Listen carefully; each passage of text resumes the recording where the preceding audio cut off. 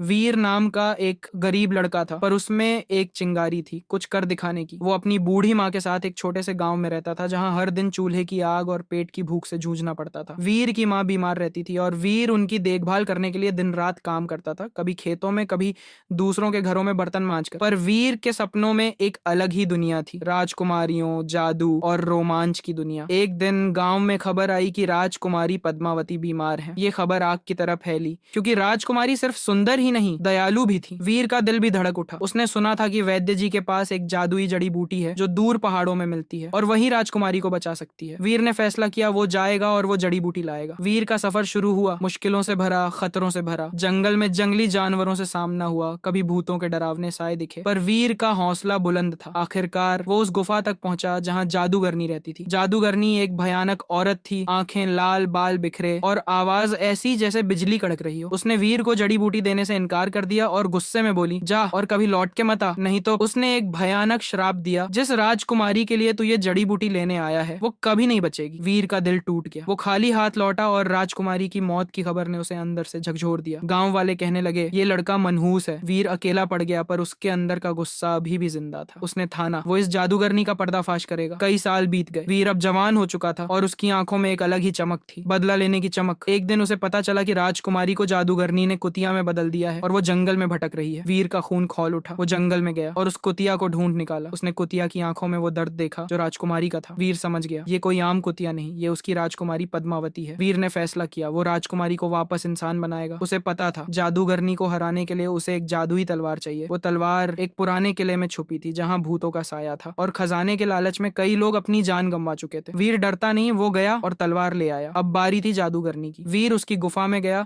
और उसे ललकारा। जादूगरनी आग बबूला हो गई और एक भयानक युद्ध हुआ। वीर की जादुई तलवार चमकी और जादूगरनी की शक्तियां फीकी पड़ गईं। आखिरकार वीर ने जादूगरनी को हरा दिया, श्राप टूटा और राजकुमारी पद्मावती वापस इंसान बन गई। राजकुमारी ने वीर को पहचाना और उसकी बहादुरी और प्यार को देखकर हैरान रह गई। दोनों की आंखें मिली और एक नई कहानी शुरू हुई, प्यार, रोमांच और खुशी की कहानी।